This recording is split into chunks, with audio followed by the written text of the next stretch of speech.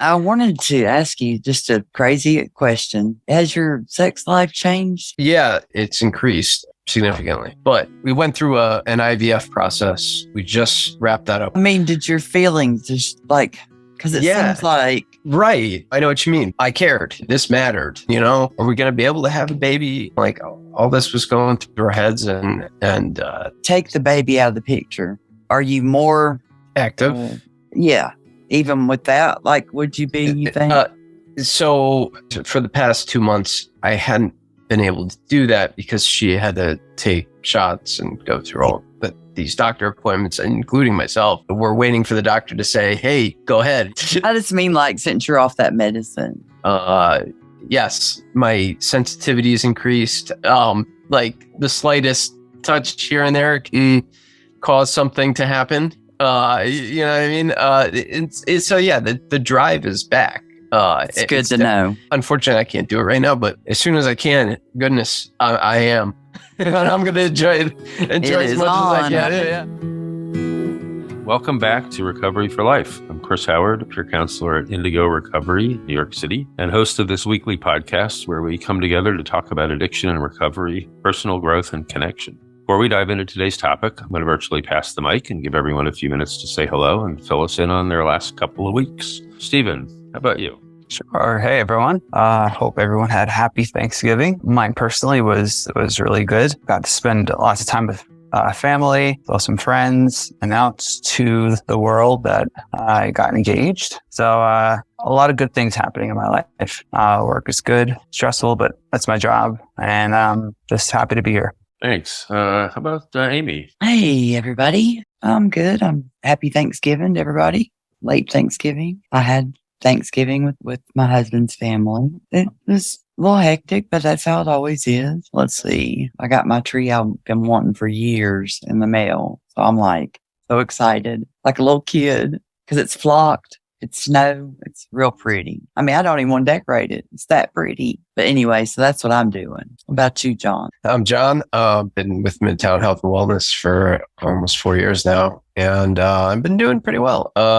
Past couple weeks have been stressful and hectic, but also rewarding at the same time. We're in the process of moving from New York to Connecticut to be closer to my family and to hopefully start a family of our own, my wife and I.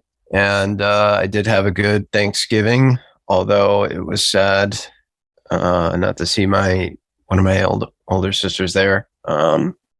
She's got stage 3 cancer, so she couldn't make it. But nevertheless, we made the best of it. So yeah, doing well. I mean, I got a lot of good things going on in life right now, and I don't have much to complain about, and that's a good thing. So yeah, that's where I'm at. And congrats, Stephen. Audrey, you're up. Hello. Checking in here. I just wrote an entire page of things that I could check in about, but I'll try to keep it a bit short like everyone else's. Yeah, so the last few weeks have been pretty good overall, I think. I mean, I was sick for about a week, so that sucked, but then I started feeling better, and just in time for Thanksgiving, even though I didn't do anything with my immediate family for Thanksgiving. I did have a good time with someone that I'm seeing, and yeah, it was just it was nice to I didn't spend time with my family. It was nice to spend time with someone and just hang out at the same time. I did have a Friendsgiving thing, which I cooked for. I usually don't cook, so I'm proud of myself for making big dishes that were actually pretty good. So that gives me a bit of inspiration to keep cooking. I hope I try it more often. Other than that, I've been having some good realizations about my sense of self and just for example, what the best things and what is the best for me, basically. Wondering what is the best for me and trying to apply that in my life. It is something that Amy, my therapist, said to me when I brought up a specific issue. She said, ask yourself, what is the best for me? Like what will be good for you in this moment? Really try to think about that. You take your time thinking about it. And it's just interesting because people can take that in a lot of different ways. And yeah, it's interesting also because I haven't always asked myself that question. So it might bring about some endings of friendships or relationships in my life. But yeah, that's about it. Very cool. That's a lot to think about. And you're right about that. Sometimes what's best for us means letting go of some things. It certainly can be part of our recovery process. Anyway, I'm good. Nothing new to report here. Thanksgiving was very, very quiet, just me, which was cool. Last couple of years I've spent with other families, and that was also great. But it was good. I had a lot of things to catch up on personally, so it was nice to have the downtime. So I appreciated that. This is usual. Nothing new on my end. So you guys, we were talking earlier about a topic, and anybody who wants to start off with it can go right ahead. Amy, do you want to start? Well, I was hoping John would, but I guess I that will. can happen too. We could. Want to, John? Would you rather? Yeah, I Yeah. can start. That's fine. Go for it. Yeah. So the topic I had in mind was just like processing emotions or thinking about them now, or to be more specific, how I experienced emotions while I was in active addiction compared to while I was in medically assisted treatment, and the contrast to what it is now, where I'm off medically assisted treatment and I'm just clean and sober, not on anything, not on any opioid, medically assisted treatment type of opioid to get me through it, and how that has been impacting my life, and how I get through every day sober, and that's really the topic that I had in mind. I mean, thinking back on active addiction, that the emotions were for me just a blur, really. Like it wasn't really, I didn't even think about anything really, right? Like other than what I was going to do to feel better, or how I was going to get my next fix, or with no regard to myself or anyone around me.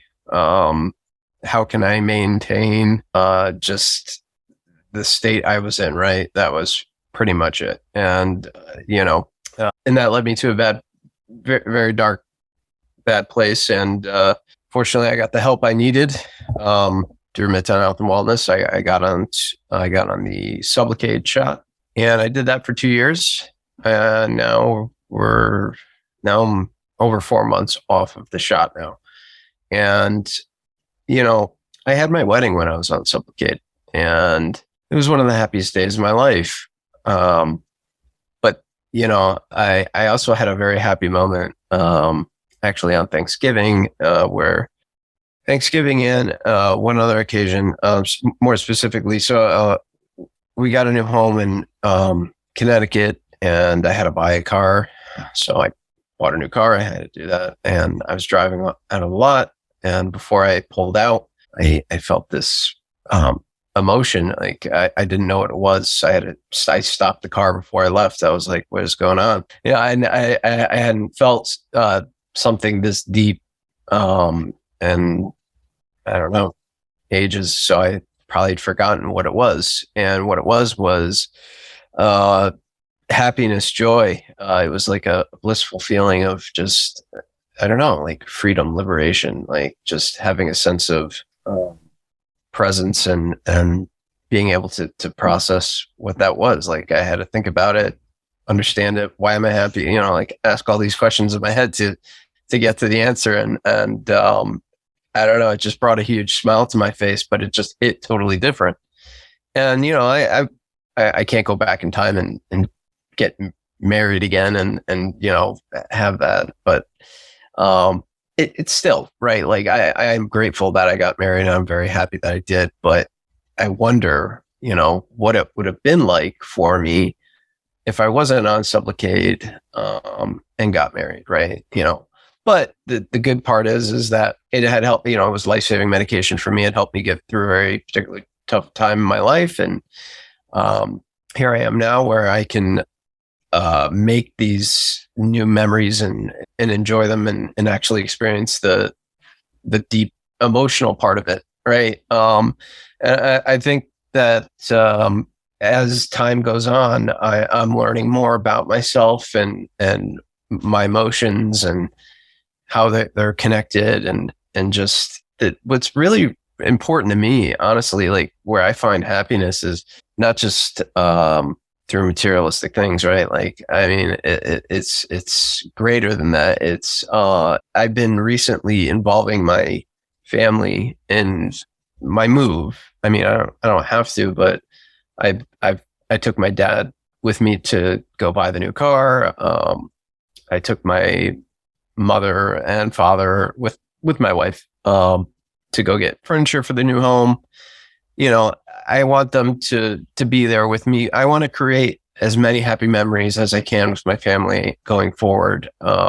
Because I have had such a dark past, and I don't ever want to really be back at that place. And it's just kind of like a goal of mine. And there's going to be ups and downs in life, and I have to deal with those on a daily basis. And fortunately, I have Midtown Health and Wellness and groups that I can attend with like-minded people, and I can be open and honest about everything, where I can get real-time feedback on, I may not know what I am experiencing. Like I was experiencing this like physical anxiety. I wasn't even in my head. It was just like anxiety that had just built up in me, and it was coming out in a physical form. I didn't know what it was at the time. My wife fortunately said, "Hey, did you take your anxiety medication?" And I was like, "No."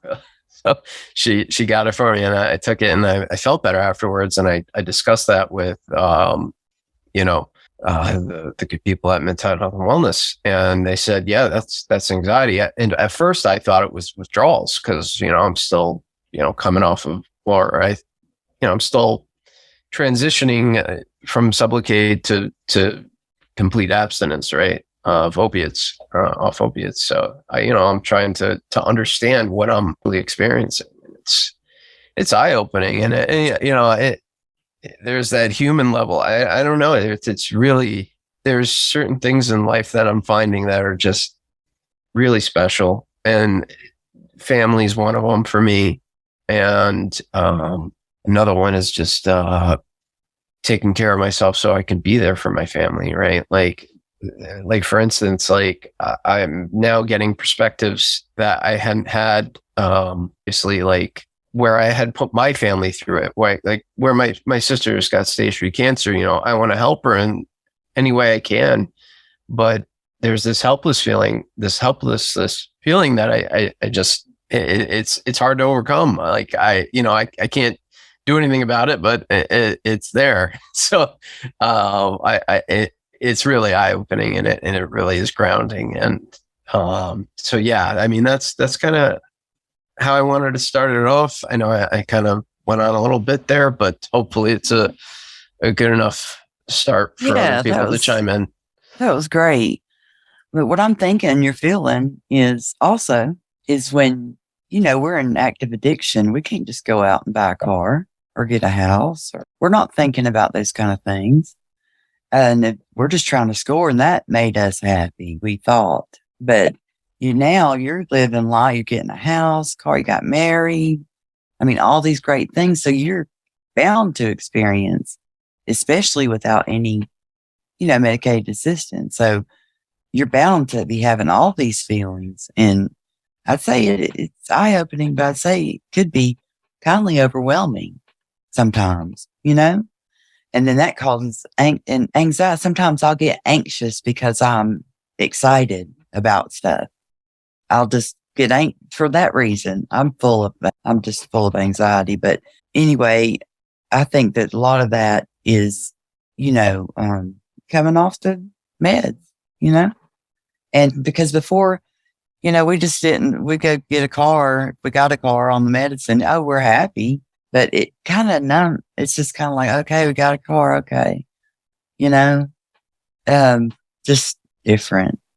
Yeah, you're right. I mean, there's that dull, it was like I don't know, it dulled me, like it kind of like numbed me a bit where I couldn't feel that deep down inside, right? And like actually experience it, like even though it was happening, right? Like Right. in my mind, I knew I was like happy. I should be happy now, right? I'm getting married. This is great. But I It's don't not know. the same. It's not the same. It just is. It's completely different. And you're so right. And there was a time a couple weeks ago where when we found out we got the house, I was confused. I was absolutely confused as to what to feel. Right, like I had that overwhelming feeling of like where my mind went, like, oh my gosh, I got to do all these things now. Like, it's a big change, right? But I should have taken the moment to be happy and just experience it. But I don't know. You'll get to that. Yeah, You're getting used to it. I should have been jumping for joy. I don't know, like you know what I mean. Like I don't know, Yeah. but yeah, you're right. Especially in active addiction, like the whole you're just trying to. For me, I was just trying to not feel sick and get get my next food. I didn't care about anything else. But when I was in medically assisted treatment, I had the motivation and determination and all the support in the world, or in my world, that I made use of, right? Like I put the work into myself and I showed up for myself. And, I think all that paid off in the end, right? Despite being numb, I still learned I still learned a whole lot, and I'm finding it useful as I go through this new experience of being not on Suboxone, right? So yeah, it's really interesting. And another thing I did notice is like being in touch with, like, I don't know, like spiritually, like connected, like to the community. I don't know. I feel like a greater connection with everybody when I speak to them. And even with my wife or my family, like, like I like it's more meaningful. Like I feel like I'm more present and it's real, like I don't know. It's a blessing. It really is. I don't know how to describe it in words. I wanted to ask you just a crazy question, but has your sex life changed any? Well, okay. Yeah, it has. It's increased significantly. But my wife and I we just we went through an IVF process, and we just wrapped that up. We got a phone call on Thanksgiving saying, hey, we were able to create 3 embryos. Awesome. So yeah, awesome. We found that Thanksgiving Day. I was like, wow. But I mean, did your feelings just like, because it seems like I don't care either way, like whatever, Right. Well, no, I know what you mean, but I cared. This mattered. This is like, I don't know, a huge deal for us, and also it was like weight off our shoulders, because we were thinking like, oh my God, are we going to get any or none? Like what's going to happen? Are we going to be able to have a baby? Like all this was going through our heads, and to get that call was just, no, man, I can only imagine. But I was just wondering, like, so you said that, it has changed, but take the baby out of the picture. Are you more active? Yeah. Even with that, like, would you be, you think? So for the past 2 months, I hadn't been able to do that because she had to take shots and go through all these doctor appointments, including myself, more so her than me. But so we haven't had a chance to do that. But now that we found out that, so the plan was all right, let's do the IVF process. After that, let's try to naturally conceive. The reproductive medical associates who's helping us through this process, they did all the genetic tests and all that stuff. They were like, yeah, you can naturally conceive. So, the goal is to, all right, now that that's out of the way, right? Like, we're waiting for the doctor to say, hey, go ahead, like we're going to give you, my wife's going to get certain medication, and yeah, we're hopefully, we can mate like rabbits. I don't know. I just mean like since you're off that medicine. Yeah, no, I'm serious. Like I'm very more, my sensitivity is increased. Yes. Like the slightest touch here and there can cause something to happen. You know what I mean? It's so yeah, the drive is back. It's good to know. It's definitely has come back, and I want to do it. Unfortunately I can't do it right now, but as soon as I can, goodness, I am. And I'm going to enjoy as much as I can. Yeah, it will be on. And, I will report my, how that experience goes, because I think that, it would be interesting because I did have, relations, while on medically assisted treatment. Right. But how's it going to be off of it? Right. So that's what I'm really looking forward to. That's really awesome. I'm so excited for you. Oh, sorry. Just got a little sidetracked. So there were a bunch of things that resonated with me while you were speaking, John. And you were talking about how when you were in active addiction, your emotions were a blur, I think was the word used to describe it. And how your only driving force was was the not to feel sick. And I think for me, it was not to feel at all. For me, it was to avoid emotion. One of the things that kind of threw me into it was the death of my stepfather. So going through the grieving process, grief, anger, frustration, even things unrelated to that, jealousy, hatred, whatever it was. I didn't want to feel any of it. And that's exactly why I used, or at least one of the main reasons. And it's also what also threw me back into relapse. I'd have a couple of days or, maybe a week tops clean. And just feelings was like, nope, can't do this. And I went, right back to my dealer. And when I was introduced to Suboxone, that allowed me to feel emotions again. And the great part about it is, you can't go out and get high immediately. So in a way, you're forced to, at least sit there for, 2-3 days and feel those feelings, which I think is so necessary. And I'm so glad that this medicine has given that back to me. But what I didn't know when I was prescribed Suboxone for the first time was that I'd be giving up my freedom and liberation. And those are the two words that John used when he said he felt, when after he got his car. And those are things I want back so badly. And now it's at a point, and don't get me wrong, I'm so proud of myself. I'm going to be 7 years sober in January.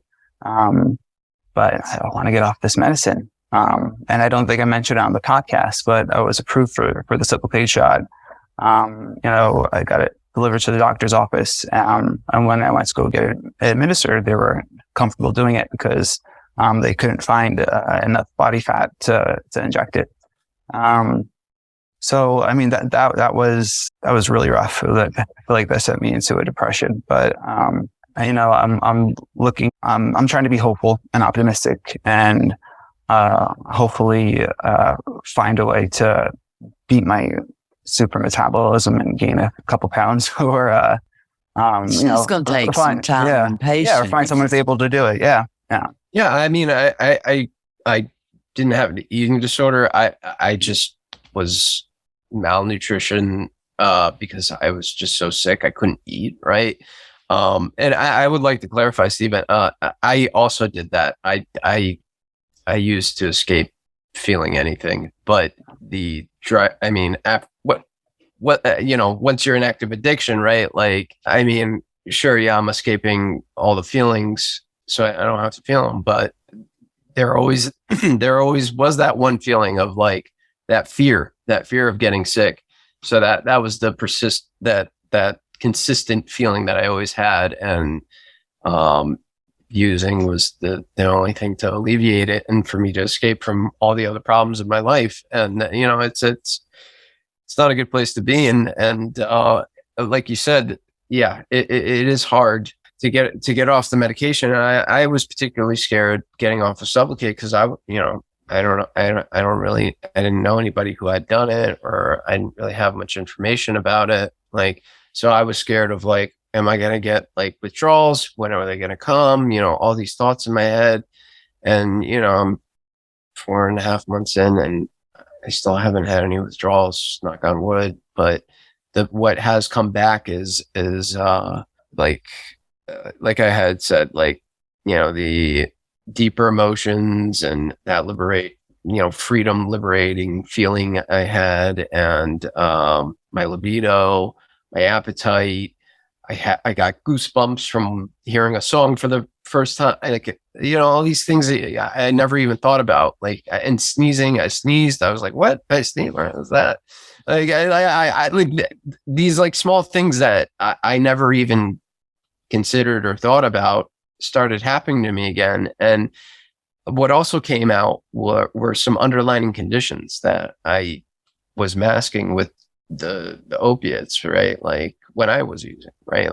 Like my PTSD and my anxiety and depression and all that, right? And I had to find a way for the temporary, right? Like, all right, adjust my medications until I can figure out coping skills, coping mechanisms, figure out how I can communicate them and things like that. But ultimately, I would like to be off of all medications and just, live my life the best I can. And I'm glad that you were able to relate to that. I'm sorry you couldn't get the Suboxone shot. I am hoping that you can get it one day, because it was life-saving for me, and I hope it can help other people too, the way it helped me.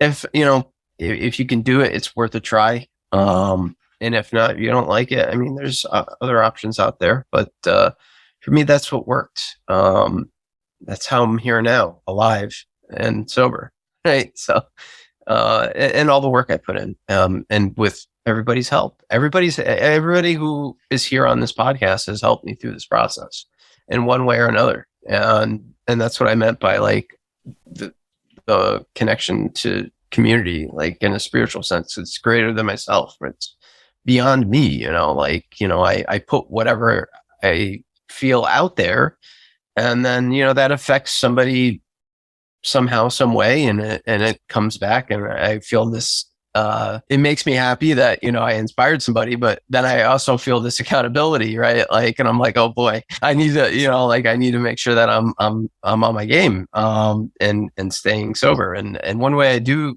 I continue to do that on a daily basis is, and it was hard at first, but was just remembering to be grateful for the things I do have in life, because there are people out there that have it way worse than I do. And I'm super grateful for the things I do have in life.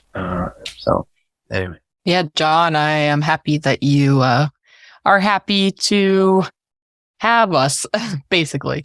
And I feel like, yeah, like what you said about community, and having that community is very important, but it's important to reiterate that to yourself and to others, like the importance of having a community, if that makes sense. I feel like sometimes I wonder, again, it goes back to like the feeling of happiness and wondering where it comes from. Sometimes I wonder the same. And I'm like, I'm a bit not startled, but confused, or just taken aback by any feeling that I'm not used to. Like Amy said, happiness can be something we're not used to because we're so used to being unhappy and like the opposite or thing really. But yeah, so I do have thoughts like, why is this happening to me right now? Like, what caused this? And that's either to make it so that I keep feeling that way, or it's just a curiosity, like why is this happening to me when I haven't felt this way ever? What is this? Like, how do I handle this? And how do I hand all this back to like how your emotions or perception of your own emotions can affect you, like how to deal with your emotions, basically, which is something that we all have to learn. And I just think perception is also really important. Like your perception changes throughout using and throughout your life, but also it takes a while, and it takes time, it takes community, it takes thought to realize that perception is what you make of it. I mean, and vice versa. Like what you make of your life is your perception, and your perception is your own. It's just your own view of things.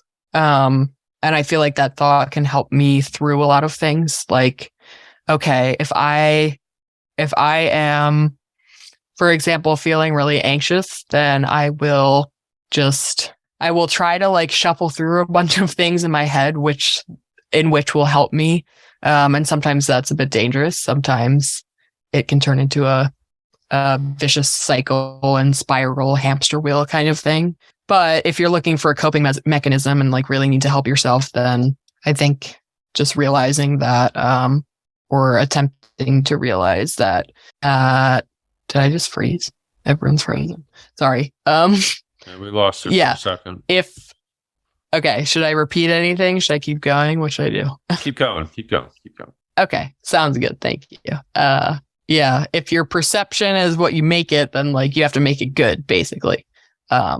If you want to be happy. And I know that it's not easy to do, going through certain things, and especially in terms of addiction and being an addict, it's very difficult to learn how to be happy or even know what happy is. I even thought like I got this image in my head of someone when John said something like I should be happy. Like you were wondering like why, or you said that you feel like you should be happy, but you don't know what happy is. So it's like, okay, how do I do that? I just kind of pictured someone like holding up a sign like they do in, I don't know, like comedy shows, and they're like, clap, laugh, be happy. It's like, okay, if I just see that on a sign in front of me, it's like, I don't necessarily know what that means, but like, I'll try. I don't know. It's a lot. I have a lot of thoughts on this one. That was a good one. Yeah. That's a good description. But thank you. That was me trying to make a like, but I'm noise. But yeah, that's about it for now. I have a lot more on this piece of paper in front of me, but if anyone wants to join or interject, feel free. We need a rim shot. Sound effect. I think I like this, and I don't have to talk at all, but I'm going to chime in really quickly here, and then I'm going to go back to you guys. That what you were talking about, Audrey, this idea of happiness. I mean, it's different for each of us, right? We all have our own concept of what that means, and it's very personal, right? So I could hold up that sign, and it's going to mean something very different to you than it does to John or Stephen or Amy or me. And it's important to remember that we're not responsible for anyone else's happiness but our own. And it's a good thing to remember. And the only other thing I wanted to say is the whole reason we got into this was because of the discussions we've been having lately about the dulling effects of Suboxone on emotions. And, John's been through all of the stages, kind of, where in the act of addiction, when there's nothing, the Suboxone when it's dulled and then off of everything where it's kind of heightened. And it's all very, very different. So that's where all this stemmed from. And because I felt like we weren't clear on that walking in the door. So I just wanted to just throw that out there. And now I'm going to shut up again because I love listening to you guys. I'm done. So, Audrey, when you were talking about happiness, and it just made me think of how your perception of happiness and really anything changes as you get older. And it's interesting trying to distinguish what is just me getting older and maturing, and learning from life, and what is me recovering from my addiction. And a lot of times those lines are kind of blurred, and I've had some difficulty kind of figuring that out. But yeah, I don't know. I don't even know why that idea just popped into my head. This just how people navigate, being on the Subutex or Suboxone long term, because just we naturally just evolve as human beings as well. So it's kind of hard to distinguish what's that change coming from. That's true. I feel like that makes a lot of sense. Like I've also been thinking about that lately, in regards to specific like choices that I've been making, or choices that I want to make. Like, okay, is this because I'm just like getting older and I'm like growing out of this, or is it because I am in recovery and like I'm finally realizing, and maybe I'll never know the answer? And obviously, like with anxiety, not knowing the answer is like not an option. So I feel like, I don't know. I'm also trying to stop saying I don't know, because I do know things. It's just a filler few words, but yeah, back to what you said. I've been wondering about like the effect of just human existence and aging on the brain and like your thoughts. In my case, I have experienced a lot of negative thoughts, like especially today, about if I'm making the right choice about not cutting off, but like taking a break from talking to some of my old friends. It's just to do. Currently, I'm like really sad thinking about that, but as I start to realize things about myself, I'm also realizing again what is the best for me, and like trying to figure out what the best thing is for me.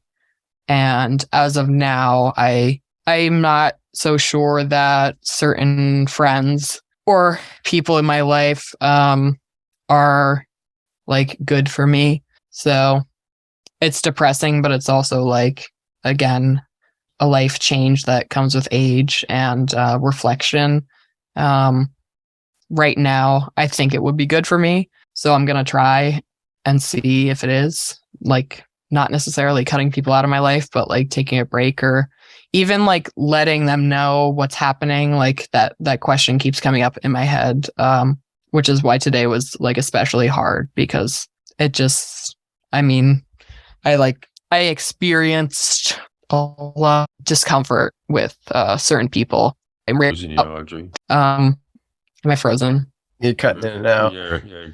Oh man, maybe I should just I should stop, because You're it's good now. storming, and I might like. Well, you brought up a good point, Audrey, about the friends. So I actually, so we're moving back to my hometown, where that's where I did most of my using, right? So my wife was like, make sure you don't reconnect. And even my brother, I have a identical twin brother, which we both turned 35 today. But anyway, that aside, they both had said to me, you're going to make sure you don't reconnect with, your old friends or anything like that. I'm like, old friends? I'm like, I don't even have any, like, I've lost all those connections, and I have no interest in like reestablishing them or finding them or seeking them out. Like, I have no desire to do that, but I got defensive about it, right? Like, I was like, would you think that? I'm like, yeah. I was like, well, it's a logical thing for them to think, Right. or everything, but for me, I took it maybe a bit too personal. I was like, I was confused at first. I'm like, what do you mean? I have nobody there to connect with. Like, but I guess they didn't know that. But anyway, like, I was like, I'm not going to connect with. I have no interest. I want to turn a new chapter in my life and make the best of life now. I've had enough bad things happen to me and enough darkness in my life where I just, sure, there's going to be ups and downs in life and I'll deal with it. But like, life's never perfect. I'm not going to be perfect all the time.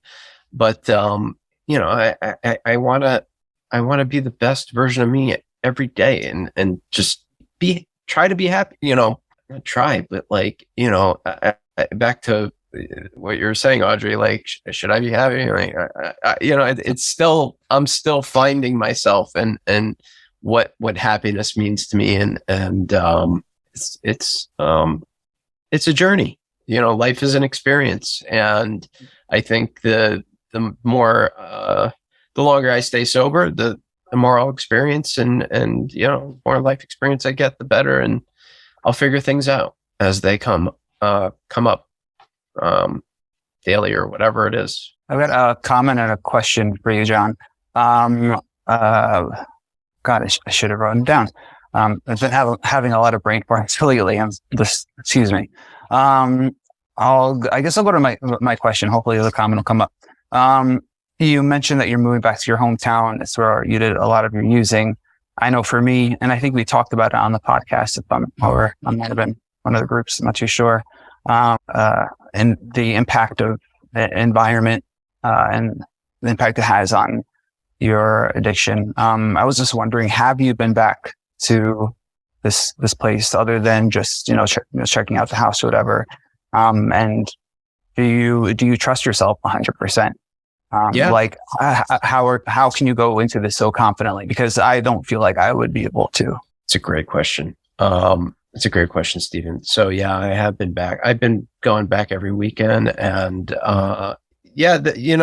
going into it confidently, I have trust in myself that I've built up over the course of my journey through, recovery, right? Like I trust that I won't do that. Right. So I need to have full trust in myself.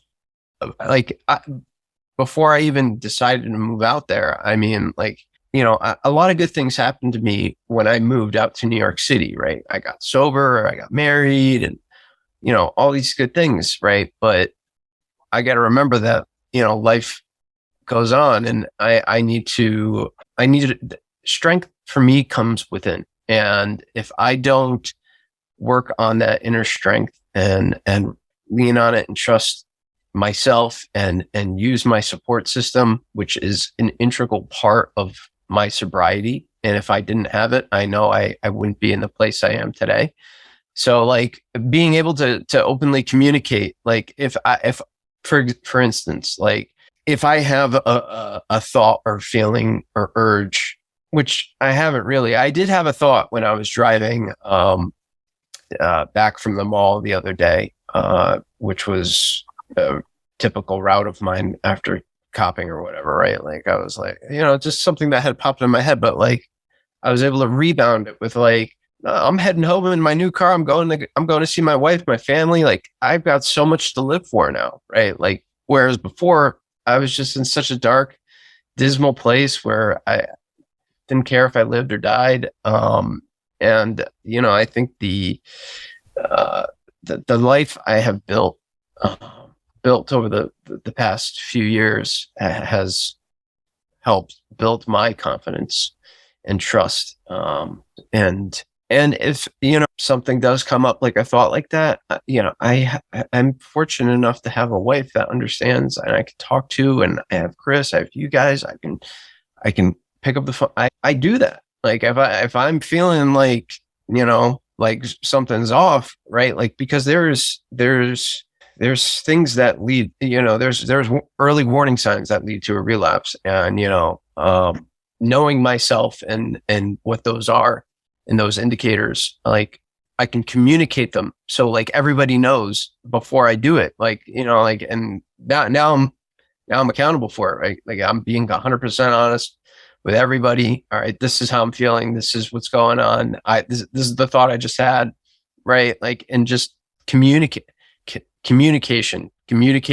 everything that I'm feeling to, who I love and trust, or whoever it is, whoever's in my support system and can help me get through that moment, because that's all it is a moment, right? Like, it's just a moment in time where I have a thought of like, oh, wow, I used to use here. And yeah, like, but I am moving to a new home, right? Like, so I am in the same vicinity, but like, it will be a new environment in the sense that it's a new home.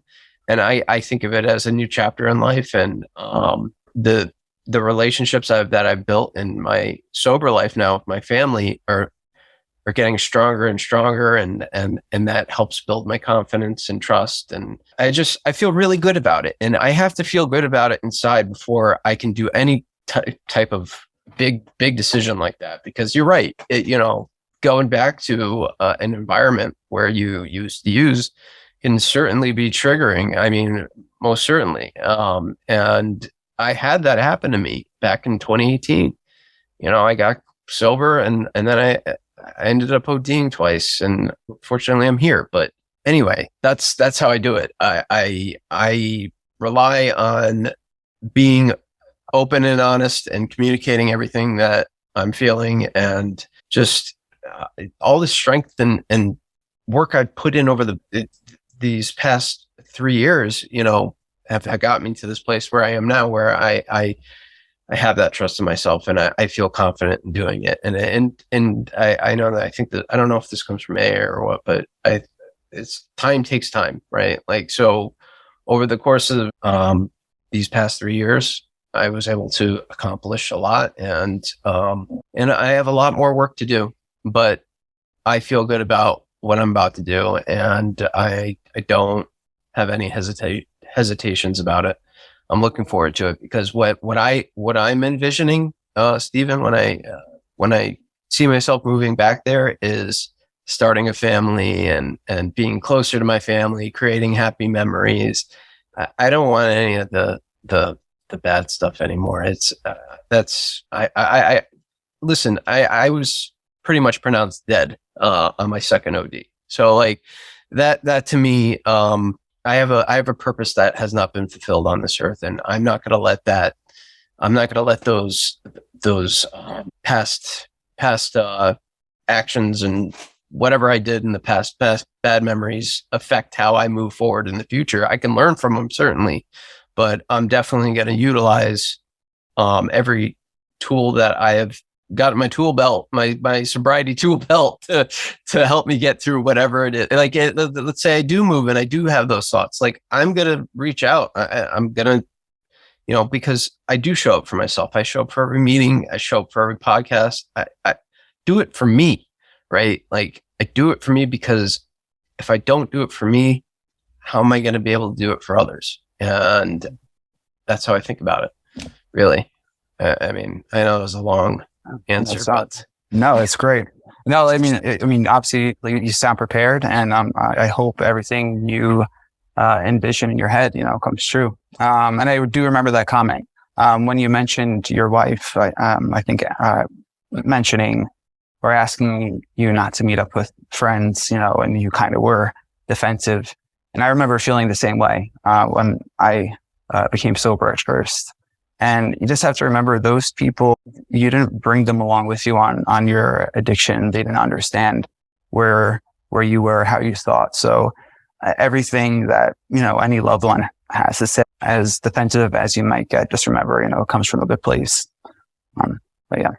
Yeah, you're so right. It comes from love, right? Like, and caringness of me. And yeah, I got to keep that in mind,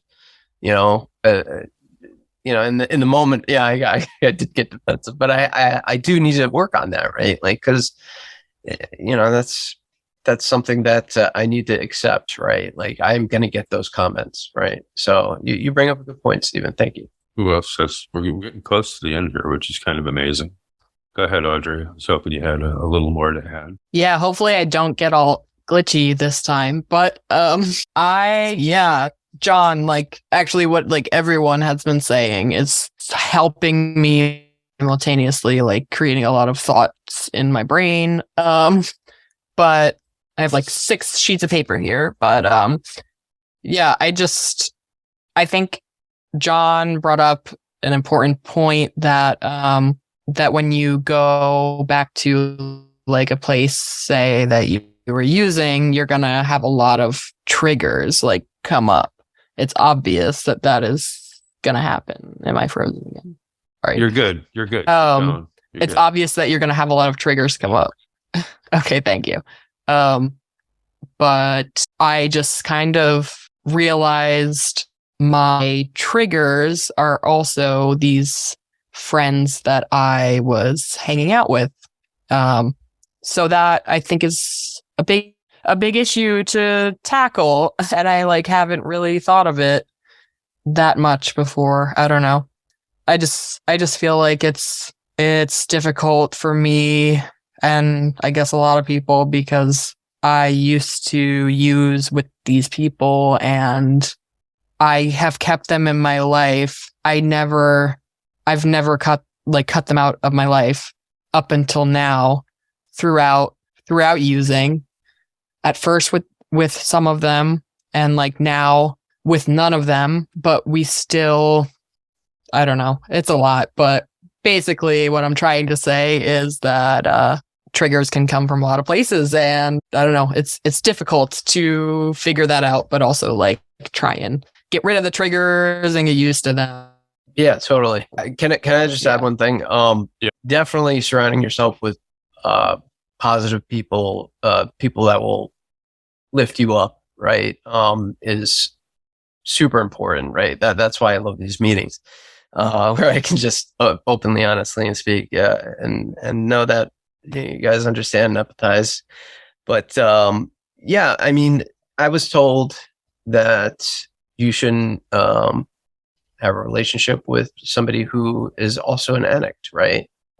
I'm married to one. I'm married to an alcoholic, right? And here we are 4 years later, married, happy. And I'm going to be moving back to a place where, I will have those triggers, but I have to trust the feeling that I have inside that I know is right, and go with that, because I knew marrying her was right, and like falling in love with her was right. And all the people that said, no, don't do it.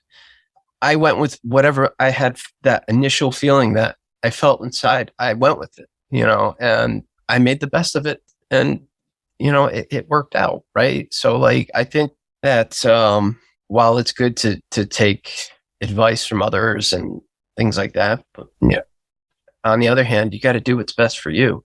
And I'm going to do what's best for me, and that what I think is best for me, and what I feel is best for me. So that's another, I guess, answer to Stephen's question previously, and hopefully to help you, Audrey, with the whole like surrounding yourself with good people. And yeah, I mean, I don't want to ever see those people again. I mean, I felt like I maybe it was a toxic relationship between all of us, and we were using each other, right? I mean, at the end of the day, who's going to be able to get it this day, that day, whatever, right? And sometimes on my own, but they're really not, and wasn't your friends, right? They're what you're saying, acquaintances. Yeah, exactly, right? Like, are they really your true friends? Really?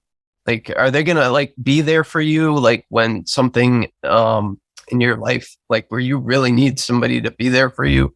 Are they going to really be there for you? Like, probably not. Seriously, you got to, and that's the question I asked myself. So like, my circle has really shrunk down to just between me and my wife and my family, and don't really have many friends outside of this group. So, but hopefully I get to meet new people in my sober life, and I look forward to that. I have no doubt that you will. You are starting a new life, and especially, when you start a family, you're going to meet all kinds of new people, other people who are starting families, and they tend to gravitate toward each other, and you'll have a whole community in that sense. I just wanted to wrap up with a couple of things, one of which is that when we get into this process of growth, often we leave people behind who aren't in that same process, and it's hard to let go. And it's hard to say, wow, I'm really getting better. And you know what? They're not. I think maybe I need to not be around these people so much anymore. And we also, even with others in recovery, we all grow at different rates. And that's something to be mindful of too, that we're all in a different stage of our recovery. And that's how we can help each other along. That's why all of this works. And that's why you guys are such a great group and so supportive of each other and the others who pop in and out too, when we can find them, which is cool. What a great hour, man. You guys have been amazing today. Just incredible. I'm glad we tackled the subject for a little bit. I have a feeling we're going to tackle it some more going down the road. And let's do some gratitude to close it out. It's hard to believe it's been an hour already, but I think it has. So let's, who wants to start with the gratitude? Who wants to go first? Let's see. Audrey, you're going first. Steven's next. I never go first. You're going first.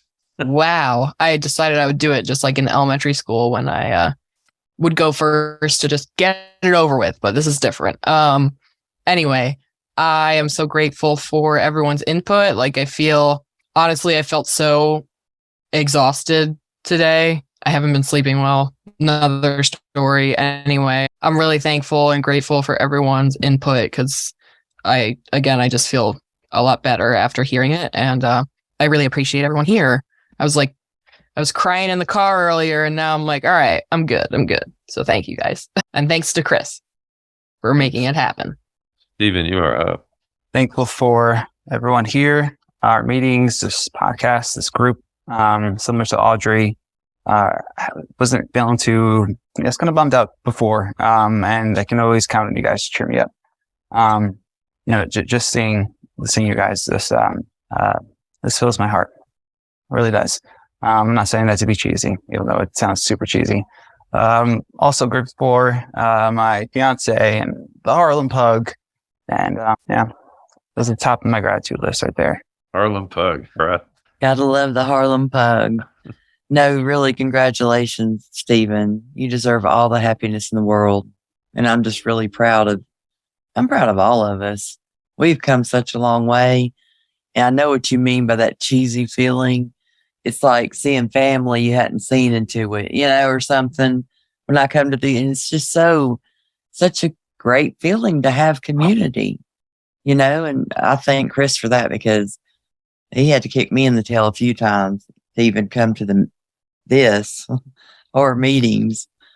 But I'm just grateful for my family and just grateful to be alive. Grateful for all of you. And I'm just really proud to be a part of this. Thanks, Amy. Sean? Yeah, I share all the same sentiments that everybody's listed here. The group, the podcast. Congratulations again, Stephen. I'm so happy for you. And I'm proud of us all too. And I'm grateful for that. I'm grateful that I have everybody here to be I consider you to be part of my support system, and I'm grateful for that. It's a blessing. It sounds cheesy, but it does fill my heart too. It's like, it's a nice feeling. It's a really nice feeling. But anyway, I'm grateful for the group. I'm grateful for the listeners. I'm grateful for Chris for hosting the podcast. I'm grateful for my wife, my family, and another day alive and sober. Thanks, John. I'm very grateful to all of you, and grateful the storm didn't knock out Audrey's internet. You're still here. Yay. And I'm really grateful today that I got to spend so much time listening and learning. This has been great. I love gaining new knowledge and listening to you guys and hearing your insights and your honesty and your bravery and the challenges you're all facing, as am I in recovery. I've been at this for a while too. And, I'm going through the same stuff. And it's just wonderful to hear. And it's not cheesy at all. I mean, I feel the same way. I'm, kind of getting into these things going, oof, man, it's been a rough day. And, I feel great now. I feel like, wow, man, we should do this every day. I really do. And it means a lot to me that you've all been coming here for as long as this has been going on. I don't even know, but we've done a bunch of these. And it's just kind of one of those little miracles that this came together and it happens, and we keep coming back and sharing these great stories, and people will find it. We're going to help some folks out there. I know. Most definitely. And that's what this is all about. And like you all said, first and foremost, this is about me, my recovery. It's the same for each of us, right? We have to take care of ourselves so that we can do this. If we don't take care of ourselves, we're not going to show up, right? And so here we are. Bingo. So anyway, thanks again. Really been another amazing hour. And, I want to thank our listeners, because I think they're accumulating out there these days. And, I hope that they, start chiming in and sending us some notes through our YouTube channel, on Spotify, and however else they can. There's more going on out there in terms of on the YouTube channel. There's a bunch of stuff happening. So hopefully more people are latching onto it. And that's it. So again, I'm just so appreciative of all of you. And we'll do this again soon. So have a great night.